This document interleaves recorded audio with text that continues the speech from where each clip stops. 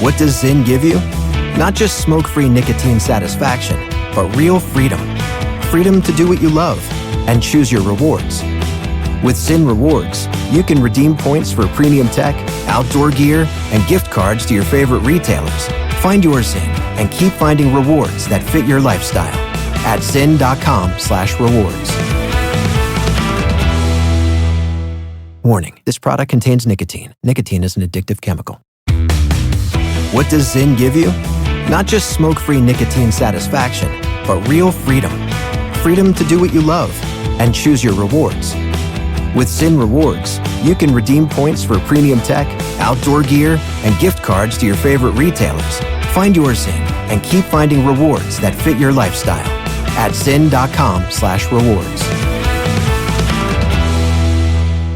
Warning, this product contains nicotine. Nicotine is an addictive chemical.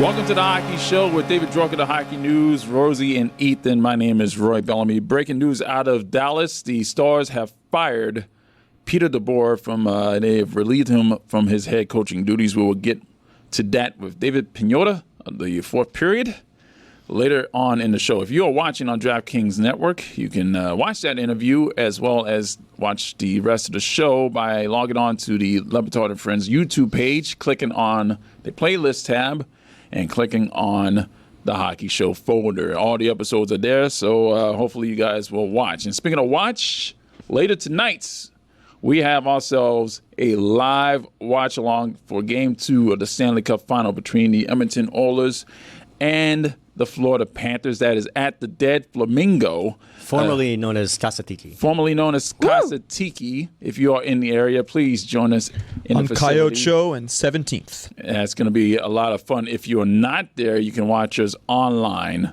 and we will go over the game. You can as it watch. goes. They will have hockey. Roy live, reacting live. You people been asking for that, so this is your chance. People have been asking for that? Yeah, they have. I don't believe you. They want to see Yeah. you angry in real time. I was just trying to sell the watch party. Like, they will have hockey and alcohol. Like, No, they will I'm have still Roy. dry. Roy reacting live. well, You no, people I asked know for you're it. dry, so you're going to get salty Roy, Yeah. Stanley Cup Final hockey, and alcohol. And me having an existential crisis. And you also can hang out with Ethan. Well, hopefully the Dead Flamingo will serve mocktails for me, or at least We got to water. figure something out. This is not a good situation. They'll have a ginger beer. Also tonight, this is going to be before the game. The NHL is bringing back the Stanley Pup. This was a hit last year. It's going to be on True TV tonight at 5:30 Eastern. If you are in Canada, it's going to be on Sportsnet at 6 p.m. Eastern. The national nonprofit organization called Petco Love will provide some rescue dogs in a friendly competition between the pups. And each dog is going to represent each respective 32 teams in the National Hockey League. So it's like the Puppy Bowl. Yeah, kind of like the Puppy Bowl, but hockey related. Yeah, so it's going to be better then. So they named the dogs. They named the dogs yet again, and we got some examples here. Some really good ones. Yeah, representing the Stanley Cup finalists for the Florida Panthers, we have Matthew Fetchchuk. Look at that good boy. That's a tough name. That's a good boy. That's a tough name to try to get out clean. Yeah, I mean, that K is not helping things at all. Representing the Edmonton Oilers, Leon Outsider. That's beautiful. cheeky. Leon Outsider, very cheeky. Yeah, so that's those are some good names. And we have, each of us has our favorite dog, and we're going to get to it here. David, what is your favorite dog name out of the bunch for the Stanley Pup? It was tough. I went with Nikolai Yellers.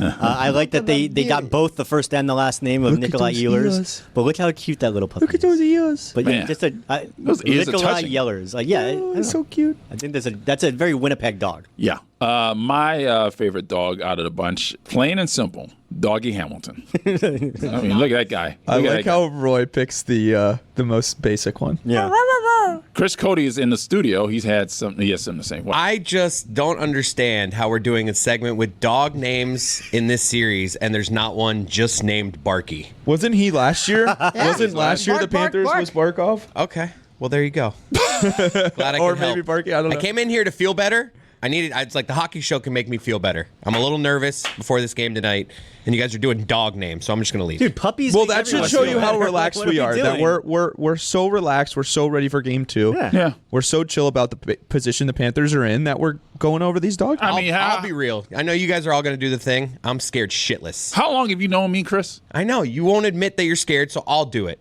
I'm scared. How are you feeling in the Toronto series? Much better. Because they didn't have. There's this guy named Connor McDavid. And there's this other guy.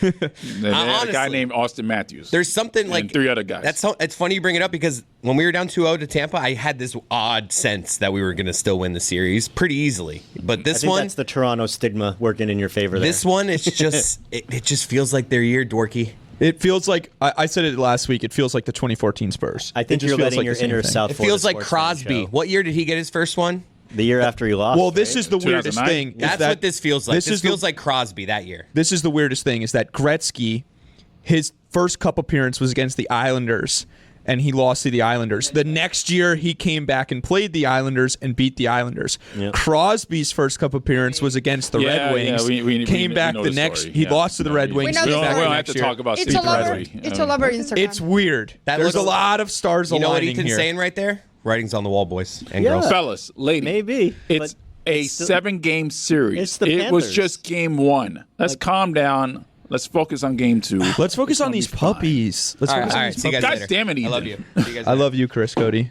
Bye, Chris. Can't wait to see you tonight. Ethan, go. My favorite name was Mats Buparello, but my favorite dog has to be Tyler Bark-Tuzzi from the Chicago Blackhawks, and I'm going to tell you why. He looks like Willow, my favorite puppy besides Percy. I love Willow so much, and he looks like Willow. He's got the ears, he's got the dot on the eye. Aw. He's so cute. So Tyler Bark-Tuzzi, Heart shout to out to Willow. you. I texted Jess last night. I'm like, this dog looks like Willow.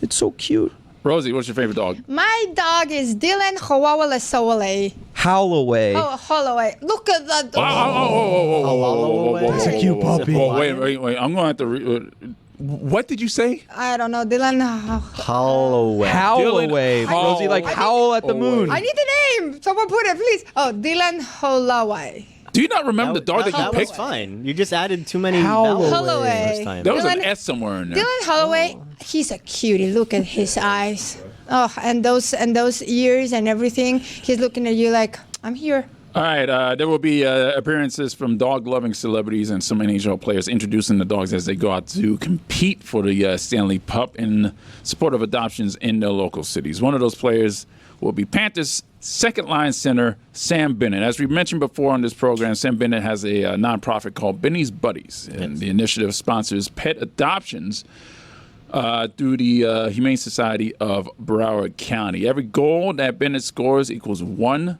adoption sponsorship. So Sam Bennett scored twice in game 1. So his playoff total goes up to 12. He scored 11 of those goals on the road, by the way. Wow. So we got some New records Panthers on it. record also. New Panthers record of 12 playoff goals in a single playoff season. Knocking Matthew Barkchuk or I don't even want to say it. Rasmus Dalish. Yeah, I've got 12 OLIs. Of Jake the, Ottinger. The Stanley Pup. Like going through it last night, I just kept typing ones that I liked, and I'm just looking at. They were so all many. good. Can we put that graphic back up there? Because up in the top right corner is Mats Buparello. That's the best name by far. Yeah. Poop. Yeah, those dogs are still waiting to be rescued that you are seeing on the screen. So let's go over the totals so far for Sam Bennett. 25 during the regular season, 1 during Four Nations, and 12 in the playoffs. That's 38 adoption sponsorships. That initiative has really helped him have a career year, and he's going to get a big, fat contract. He is. So, yeah, hopefully. Hopefully takes it's a tax-free contract. Yeah, hopefully, and not in like Tennessee or Texas or No. Washington or He's Nevada happy or- here, and he's got the Bennett's bunnies. end up. Speaking of nonprofit initiatives, please support my best friend Amanda. It was her birthday, by the way. Happy birthday to her. Happy birthday, Amanda. She has a pet rescue called Rescue Paws. And she wants to pass along that spaying and neutering is vital to making sure that the pet population doesn't go out of control. Currently, there are a big number of strays out on the streets. About 37,000 strays are currently on our streets right now. So you got to get your pet spayed and neutered. Her efforts are to help smaller rescues save animals, to fund spaying and neutering, and the collection of donations, and providing a network of dogs trying to find their forever home. Every dollar counts. Mm-hmm. Even $5, as little as $5. So help out, please, by logging on to rescuepawsfl.org. You'll get more information there. So let's help our four-legged friends, please. Jeremy Spayman was one of the names. That's That made me think of that. Tyler Teferi. That was a really cute dog, Shay too. Theodorable. Keep going, Dorky. Wins and fails. There were some good ones. Wins and fails of the week is presented by Jägermeister. Serve it cold or don't serve it at all. Jägermeister, damn, that's cold. For more, visit Jägermeister.com. Drink responsibly. David, what is your win of the week? My win of the week, we're going to the AHL. The Charlotte Checkers, the Florida Panthers affiliate. The two teams are simultaneously in their respective final. The Checkers swept the regular season champion Laval Rocket in the Eastern Conference Final. They came back in Game 4. They were down 2-0. Came back, won it 3-2. Jesse Puljujarvi had the winning goal. Yeah, they picked him up midway. He's been playing very well for Charlotte. I think he's second in the team in scoring. 8 straight wins for Charlotte as they march through the Eastern Conference. So they're either going to play Abbotsford or Texas. Game 5 of that series is tonight. I believe the Canucks are up 3-1. But just good on Charlotte, good on the whole Panthers organization. Canucks. A lot of winning. Canucks. The Abbotsford Canucks. Jeez, Rosie, you're never going to get that right. My win of the week comes from the Canadian Hockey League as they crowned a new Memorial Cup champion for the juniors. The London Knights beat the Medicine Hat Tigers to take the tournament. That is back-to-back Memorial Cup wins for a team out of the Ontario Hockey League. Before that, representatives of the Quebec Major Junior Hockey League won 4 in a row, and before that, before back-to-back wins for the OHL, there hasn't been a single Western Hockey League team to win the Memorial Cup since 2014. Wow. That is a long time. I realized it had been that long. Yeah, it's the Edmonton Oil Kings the last time a WHL team. They score a lot of goals out in the WHL. Yeah, apparently not in the Memorial Cup tournament. Congratulations to the London Knights for their win. Ethan, what is your win? My win of the week, boys, is me. What a year it's been for Why EVP am I not surprised? with some of his teams, and another one got a title on Saturday. Paris Saint-Germain, my favorite soccer club in the world, won their first UEFA Champions League 5-0 over Inter Milan, the biggest win in Champions League final history. One of the great moments in my sports life, to be honest with you. This team has been pursuing a Champions League for a long, long time. No team has wanted it more, and they finally got the job done. Desiree Doué, the star of the match, went home, celebrated in Paris. It was unbelievable scenes, unbelievable. 539 were arrested. In the last, not great with celebrations, but in the last year, the Vancouver of the Europe. In the last year, the Panthers have won a title, the Gators have won a title, Tottenham has won a title, and now PSG has won the Champions League. The year of Ethan continues. I don't know. What the f*** are you doing? This is the hockey show. What the hell? Why are we talking about Rose talks about Caitlin Clark. Rose talks about Ariana Grande. Hey. No problem there. That is my character. When ECP wants to talk about something. No, have you listened to a single episode of the hockey show when she does that? Every week. When she does that, I reprimand her as well. So I'm reprimanding you. That's fine. This is not hockey. That is soccer. That's the wrong sport. That's fine. Salute to PSG. Salute to Desiree Doué. Goals and offside. It's basic. You know what? My dad after the game was like, no more soccer. Give me hockey. Win of the week, Rosie. Rose. Okay, my win of the week comes from our one and only Stugotz. I've been listening to a lot of content. Top 5 things you should subscribe to. And number 1, The Hockey Show. Hey. That is a quality show. I'm telling you. Roy, Dworky. It's a good show, man. Who else is on that with them? No idea. Rose. Oh, and Rosey, of course. And Ethan. And Butsky. I don't think that there's a Dworky. I don't think. Dorky. I think it's Dworky. I call him Dworky. I don't think anyone calls him Dworky. I called you They do hockey Dworky all the nicknames. time. Yeah, they're Hockey hockey all the show. time on the show. Yeah. Dorky. Here come the Jays. We sell a shirt that says Dworky on it. Do we? There's a shirt selling contest going on amongst the hockey show right How's now. it selling? Not I well. don't have the numbers, but whoever sells the most shirt amongst Rosey. Yeah, so if you want to go buy your shirt, go to the link. I don't know where. But Is that the endorsement? Buy my shirt. Yes. Is the Stugotz endorsement helping us or hurting us? He wrote a book. Fails. David, what's your fail of the week? My fail of the week is Smooth Criminal. No, it was after Thomas Nosek. Yeah, thank you. Yeah. Put the puck over the glass in overtime, led to the power play that ended the game for Edmonton. Jake Wallman, the Oilers defenseman, was having a lot of fun after Nosek put the puck over the glass. Went right up in his face. Let him know about it. That's a big fail for Nosek. I feel for the guy. The team rallied around him. Don't be surprised to see him a little extra motivated in Game 2 tonight. But that's gotta be rough. You gotta think that the second line had to have seen that video, and I think they're gonna probably respond. You would think so. And I mean, honestly, like the play, like nobody's talking about it, but it looked like Vasily Podkolzin, like he got a stick right up there with Nosek when he shot it over the glass. It sounded like there was a little bit of maybe extra contact. I don't know. It was a little weird. The penalty was called anyway, but I don't know. Just lay off Thomas Nosek. You're not gonna challenge that in overtime, right? Can you challenge that? Puck over the glass? No, if it goes off someone's stick. I believe so. Puck over the glass, that's challengeable.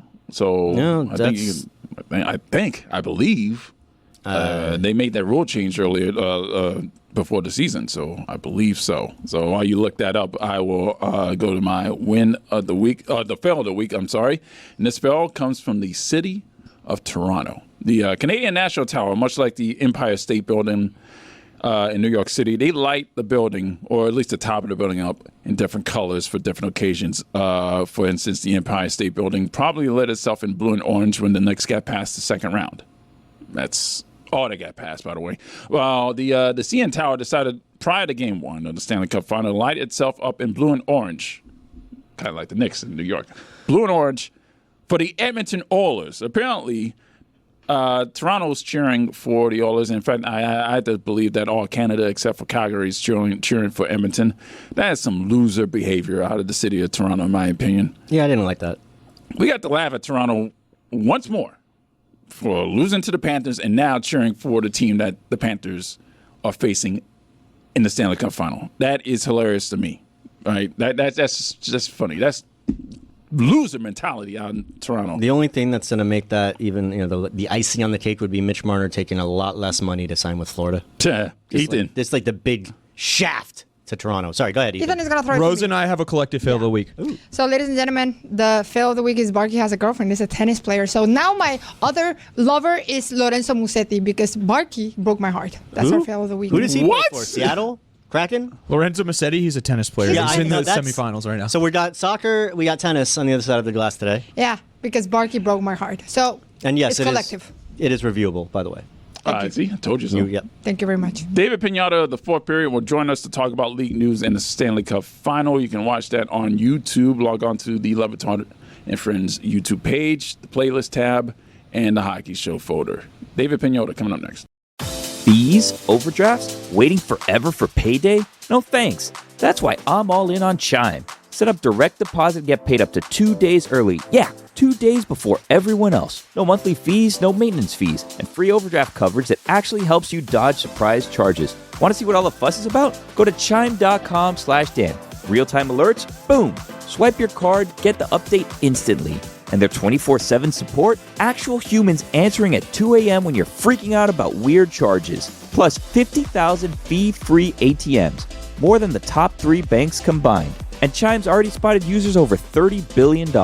That's a whole lot of we got you.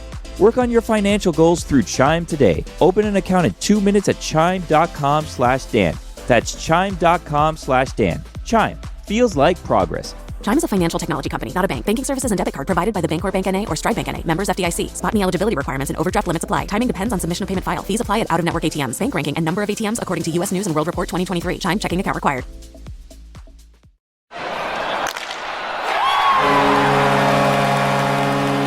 David Pagnotta joins us from the fourth period and some major news out of the city of Dallas. The Dallas Stars have fired Peter DeBoer. And I have to say some major news there as Peter DeBoer has not made it out of a conference final in a long, long time.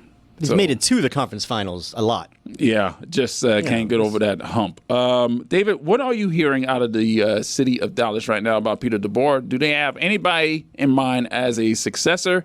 And also, what else is going on around the league as far as coaching carousels are concerned? Well, guys, I mean, this kind of caught the team a little bit off guard, at least from the management side of things. They anticipated DeBoer coming back. He's got one more year left on his contract, and it wasn't until really the exit meetings that the players had where they realized the change was needed. A lot of the players were upset and disappointed with the way that DeBoer handled himself, how he addressed the team throughout the conference final. This wasn't exclusive to, pulling Jake Ottinger and calling him out after Game 5 when they were eliminated.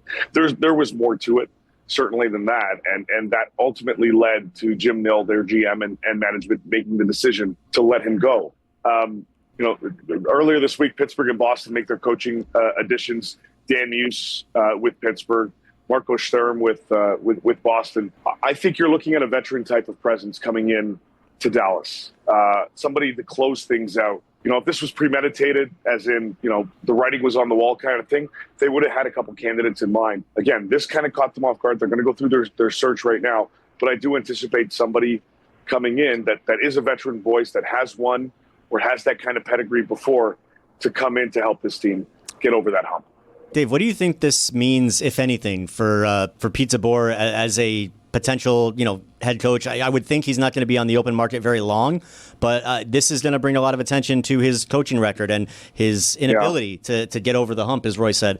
Personally, if I'm a losing team, I'm happy to hire a guy that's got nothing but playoff success, on the big picture for his career. But do you think this affects him in terms of his hireability, or is he going to get snatched off the open market as soon as there's a team that, needs a great coach? I think this is, there are teams that are considering changes or going to go into the season and go, look, if we stumble the first, 10, 12, 15 games of the season and need to make an adjustment, we know we've got a guy who's been there before that can get us there. He's been to 5 or 6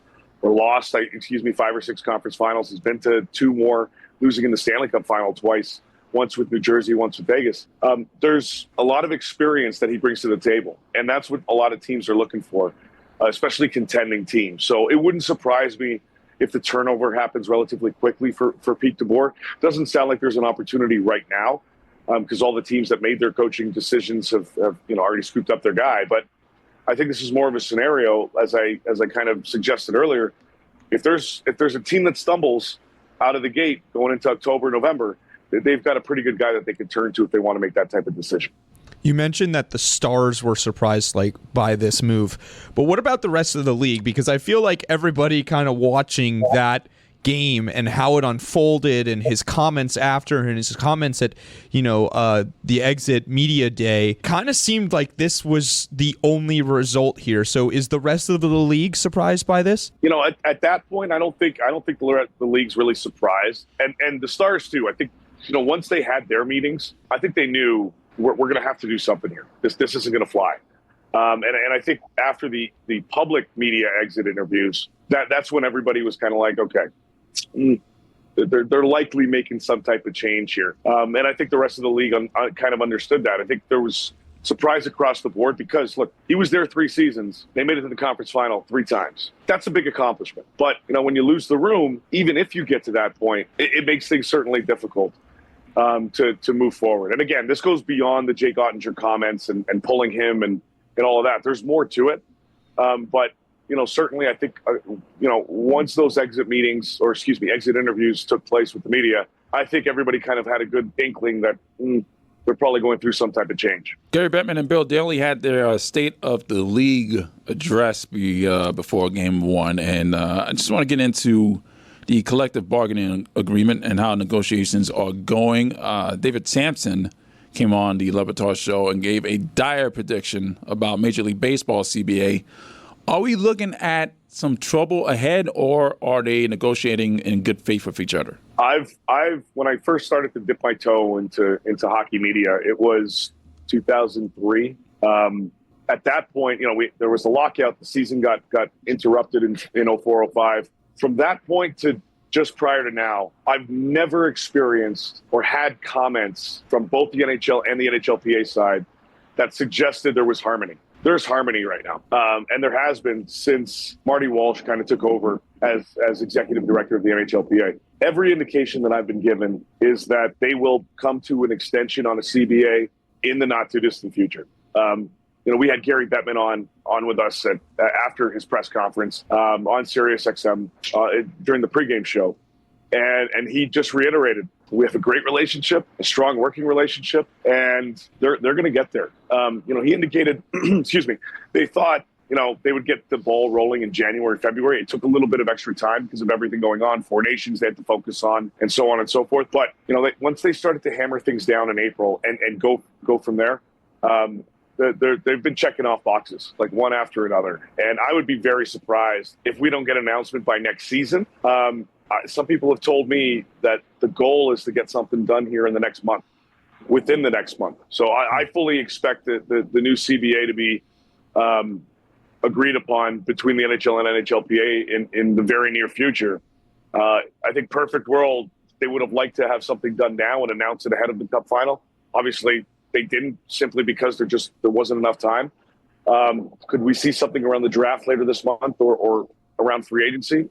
What I've been told is that's a possible timeline as well. You mentioned free agency. Might as well dive right into it. The big question down here, and I think in a lot of NHL circles, is what's going to happen with Sam Bennett. Some of the steam is starting to pick up that he is leaning towards remaining with the Florida Panthers. Here, I saw one rumor that said he would only get 7.5 on the open market, which seems insane. And at that point, he would almost certainly stay in Florida.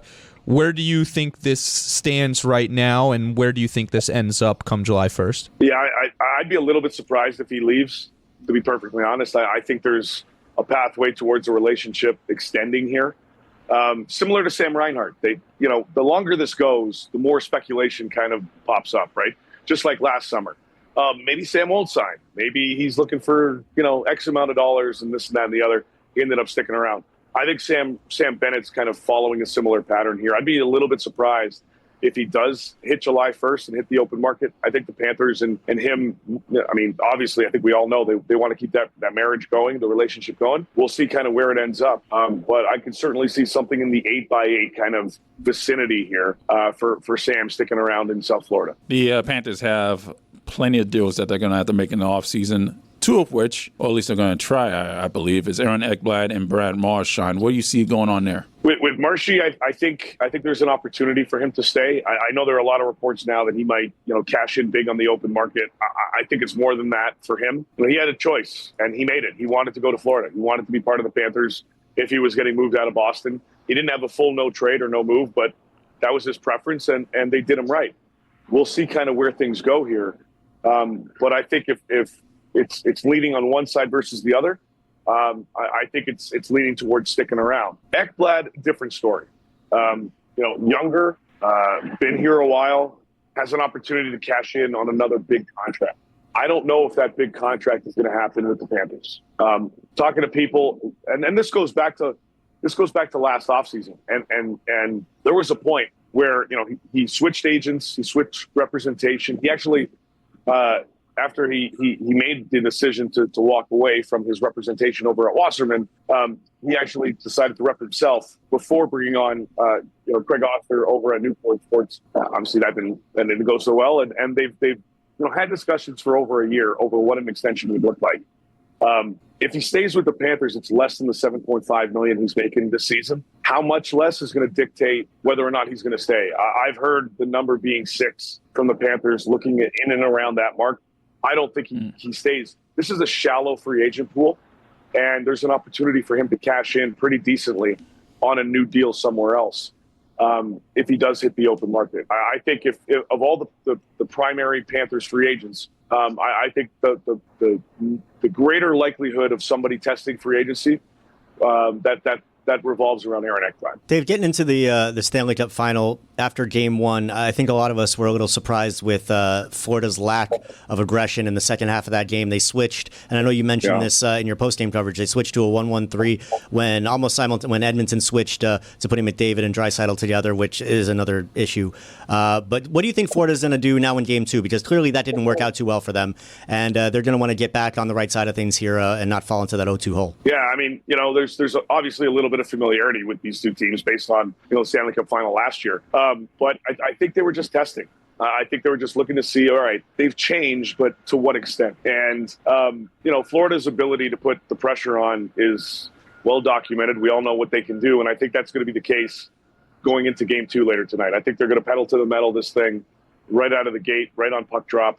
Matthew Tkachuk mentioned it yesterday in his messaging with the media.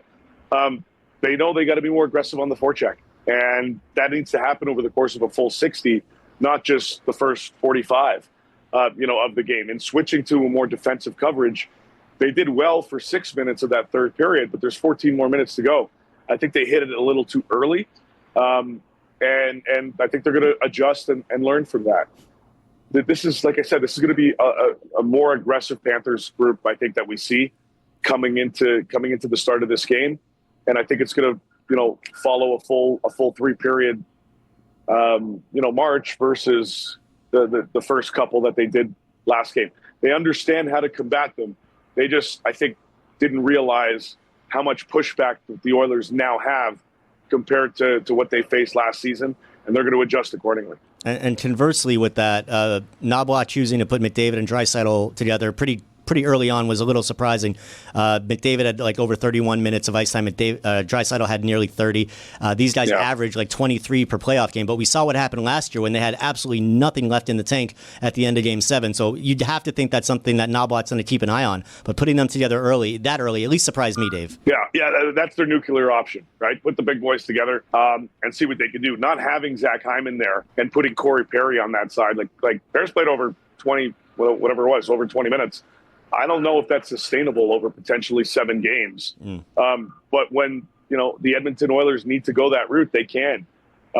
What I think benefited them from keeping that together throughout the duration or the rest of that game anyway, was the fact that Ryan Nugent-Hopkins centering Kasperi Kapanen and Evander Kane were very, very effective in Game 1. Another scenario that I don't see playing out over a full 7-game potential series. But it worked in Game 1. They talked about it. Knobloch talked about it, yesterday, and said, look, if we need to go to it, we can, but it's not something we want to do every day, every game. And he likes the fact that Draisaitl and McDavid are on separate units. Draisaitl's an underrated defensive center. They like having that at their disposal. So if they need to go to it, they know they can, and they know it'll work. But I don't anticipate them starting tonight's game like that. If they're down 3-1 again, they know they can go to that option. There's a bit of difference between last year's final and this year's final, aside from the Zach Hyman injury, is a healthy Evander Kane. And his physicality, his physicality actually made a significant difference in Game 1. And he actually got promoted to the first line for some time in that game. I think that was the most surprising thing out of Game 1. What was the most surprising thing to you? Yeah, the pushback from the Oilers side of things, and Evander Kane was part of that. Having that physicality there, he was relentless the entire game. I mean, Corey Perry and Evander Kane were pushing around Aaron Ekblad for a good chunk of this game and trying to get under his skin. They felt that was the right approach, and Evander was relentless when it came to kind of getting in his face. They have the ability to kind of combat. We all know what the Panthers can do, and we know what they can do in the crease and trying to get under Stuart Skinner's skin. The Oilers possess similar pieces that can do that too, and Evander Kane's a big part of that. And having him healthy, having him well rested, he didn't play the season. He was coming back from injury. You've got a pretty fresh set of legs there and a fresh body, and if they can keep that going, it's certainly going to be an advantage on their side, or at least something that they didn't have, as you mentioned, last season. That can be a bit of a thorn. For the Panthers. So we'll see, obviously, how they adjust here. I think the aggressiveness that they're going to bring offensively will also come in their aggressive physical nature. And I believe that that's going to be a factor in this one. And we'll see, as well from the depth side of things, their fourth line, Florida's fourth line, didn't play a lot in game one. Not having A.J. Greer is a bit of a factor. He practiced yesterday. As we're doing this, I don't know if there's been any mention so far. He's been on the ice today, yeah.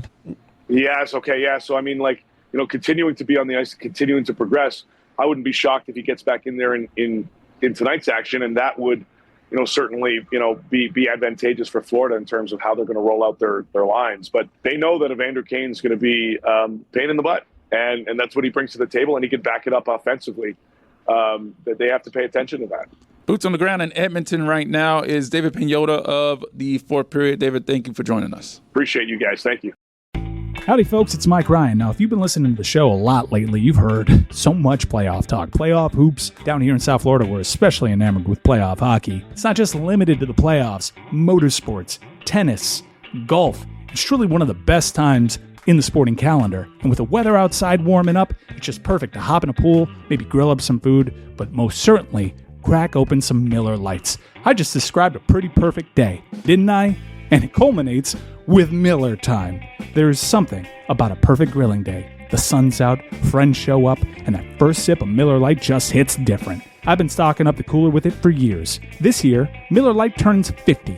That is 5 decades of cookouts, laughs, and ice-cold moments that never miss. And if you've listened to the show for its 20-year existence, you know this to be true. Miller Lite. Great taste. 96 calories. Go to MillerLite.com/Dan to find delivery options near you. Or you can pick up some Miller Lite pretty much anywhere they sell beer. Cheers to 50 years of Miller time. Celebrate responsibly. Miller Brewing Company, Milwaukee, Wisconsin. 96 calories and 3.2 carbs per 12 ounces. What does Zyn give you? Not just smoke-free nicotine satisfaction, but real freedom. Freedom to do what you love and choose your rewards. With Zyn Rewards, you can redeem points for premium tech, outdoor gear, and gift cards to your favorite retailers. Find your Zyn and keep finding rewards that fit your lifestyle at zyn.com/rewards. Warning, this product contains nicotine. Nicotine is an addictive chemical.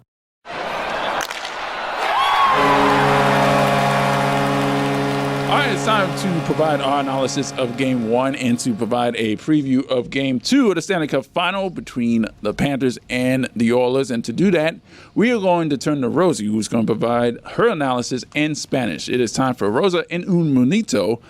And that is not how you say Close enough. Close enough. Not how you say Close enough. That's not how you say Minuto. Rose, Minuto. timer starts on your first. Shut up, Ethan, I'm talking. Hey. Rosey. Ok, let's go. Hola, hijos, bienvenidos a Un Minuto de Hockey con Rose, donde te cuento todo lo que ha pasado en la semana en la NHL, en español y menos en lo que dura en un cambio de línea. En esta semana arrancó la final del Stanley Cup entre las Florida Panthers y los Edmonton Oilers, y fuera pura intensidad. ¿Cómo arrancó? Bueno, boom, Leon Dasterlawala, his name, I don't know, anotó para Edmonton en solo 1.6 minutos, empezando el periodo con asistencia de Kappen y de Wallman. No había ni sudado la defensa de Florida. Pero Florida respondió con 2 goles de Sam Bennett y uno de Marchand en un power play. 30 seconds. Edmonton, íbamos 3-1. Pero los Oilers dijeron, ni lo sueñen, empataron con gol de Victor Adverson y Matías Ekholm. Y en overtime, Dastrali lo hizo otra vez, con asistencia, obviamente, de Connor McDavid. Edmonton 4, Florida 3. En el arco, Bobrovsky, 42 atajadas, Skinner, 29 atajadas y muchos... 10 seconds. Stews. Flash stats. Edmonton, 46, Florida 32 tiros, hits, 51 cada uno, brutal. Face-off, Florida dominó un 56%. Time! All right, Ethan, hold on. I like that you got the goalie saves as the first stat, though. That was Papá, volvés a hacer eso y te va a ir feo. Giveaway 16. I don't want to go on that leche. Panthers, 14. Ay. Próximo juego. Hoy. Thorns came out of Rose on that Esto one. fue Un Minuto con Rose, tu resumen semanal de puck, pasión y un poco de caos. Is that it? That's it? Ay, Dios mío. Very good. All right, very Did you good. understand anything Unbelievable. that I said? I told you, I got the goalie No, stats. but I'm scared. I heard Jake Wallman's name in there. I'm scared of whatever. I'm scared of whatever you said to me when you got mad at Oh, me yeah. for calling Oh, dude. time, That because was I like know you said some Superman shit he's laser really vision. been Oh, eating. yeah. You should be afraid of what I said. Oh, my God. All right, it is time for Rosey to translate all that in English. It is called Rose in a Minute. Go ahead, Rosey. Again? Yes, in English, please. Go and play the music. Okay, Shouldn't it let's be go. Whiter What's up, music. everybody? Welcome to 1 Minute with Hockey with Rose, where I break down everything that happened this week in NHL in English and faster than a line change. This week, the Stanley Cup kicked off with Florida Panthers and the Edmonton Oilers, and it was a non-stop action from every minute. How it started? Boom. Leon Starley scored Edmonton just in 1-6 into the first period, assisted by Kappen and Jack Wallman. The Panthers defense didn't even break a sweat yet. Okay, but Florida fired back with 2 goals from Sam Bennett on a power play from Marchand. Took the lead 3-1. Edmonton said, not so fast. They tied it with a goal. Victor Adverstern, Matthias Ekblad, and in overtime, Australia did it again. Clutch power play to win it, assisted by who else that McDavid. Final score, Edmonton 4, Florida 3. In goal, Bobrovsky, 42 saves. Skinner, 29 shots. Quick stats. Shots, Edmonton 46, Florida 32. Hits, 41 each. Brutal. Face-off, Florida dominated with 56%. Giveaways, Oilers 16, Panthers 14. Jags. Game 2 is tonight. This series is already fire. This was 1 Minute with Rose, your weekly dose of puck, passion, and the right amount of chaos. All right, Droki, you have a rant coming up here. This is Droki Sounds Off, as we got an evolution of Stanley Cup logos. All right, this is the patches that they put on the front of each of the finalist jerseys that they use for the Stanley Cup Final, and you have something to say about this, Dave. Take it away. Sí. No me gusta es... wait, my bad. Translation. Sorry about that. I just got a little wrapped up with Rose. No, I don't like it. Like, if you want to put their graphic back up there, that would be awesome. But, like, if you can see on the top left there, that you've got these beautiful circular logos, the sunburst thing behind it. They looked explosive. They looked dramatic. And as you get towards the bottom and the middle and the down, it's like, what? It's just the cup. It looks like they're created by AI. They're like cartoonish. I feel like it's been a huge downward spiral from these beautiful Stanley Cup logos that would be on jersey patches. They'd be on the ice. And now we get this like computerized basura. No me gusta. I don't like it. I don't like it at all. I think the NHL needs. Muy bien. Gracias. I think the NHL needs to go back in the opposite direction, get back to the historical side. I mean, they've got the Edmonton Oilers in the Stanley Cup Final, for crying out loud.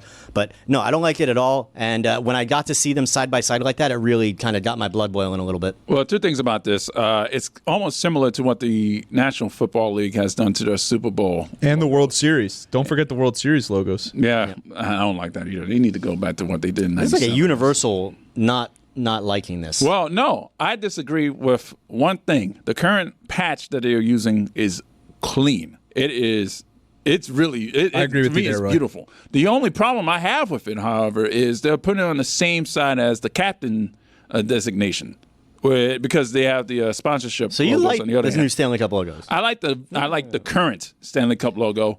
It doesn't have Stanley Cup Final on the bottom. It's just a patch. Maybe it's just a shield. If I didn't have to see it side by side with the other older awesome ones, like I guess I kind of get like the ones from like 2012, 2014. Those look like a cartoon. I didn't like that at all. Yeah, but yeah, I agree with you on the wrong side. But I mean, the dollar, the almighty dollar. Got to get those jersey ads on there. Yeah, that's really unfortunate. It doesn't look right next to either the A or the C. Pushed together and crumpled and, like a hoarder issue on the jersey. I don't like it. Yeah. Ethan, you have something on Jim Hiller. It's his fault. Okay. That we're in this situation. Jim Hiller is the coach of the Los Angeles Kings, by the way. It's his fault. The Kings that have been out He blew since the that first game round. 3, which gave the Oilers life. Since then, they're 13-2 in the playoffs. How much more relaxed would you guys be if the Panthers didn't have to play the Edmonton Oilers? But now it's the revenge story. It's all the consistencies we were talking about earlier with Crosby and and Gretzky and McDavid, and it's all these demons. And we're sitting here stressing like crazy because it's the Oilers. Imagine if we just had to play Pete DeBoer. He's talking for himself. And the Dallas Stars. Yeah, or but if it wasn't the Oilers, Golden Knights. One of the other teams wouldn't have backed into the final, and we'd be like, we're going to beat this wounded I'm not saying we would have played the Kings, but we would have played somebody that isn't the Oilers, that hasn't wanted us all year. It would just be so much more relaxed. But now instead, here I am. Panthers are down 1-0, and I'm freaking out because that game, the Panthers had a 3-1 lead, and it didn't last very long, so it's really hard to say that the Panthers really blew a 3-1 lead because the Oilers came right back and made it 3-2 a minute and a half later. It was early in the second period. Blew a 3-1 lead. But okay,